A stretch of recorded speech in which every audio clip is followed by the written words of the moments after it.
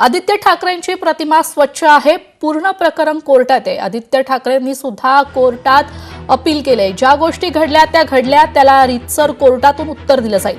अशा गोष्टी माझ्या पक्षात झाल्या नाही आणि मान्य नसल्याचंही मुंबई महापालिकेच्या माजी महापौर किशोरी पेडणेकर म्हणाले। तर महापौर असताना दिशा सालियनचे वडील 4 वेळा ऑफिसला येऊन भेटले। आमच्या मुलीसंदर्भात चर्चा थांबवा असं ते म्हणाले होते। आता 5 वर्षांनंतर असं काय घडलं, कोण घडवतंय, कोण त्यांना भाग पाडतंय, आई वडिलांच्या दबावाखाली आहेत, यामध्ये जाणून बुजून गोवलं गेलंय असा आरोप किशोरी पेडणेकरांनी केलाय।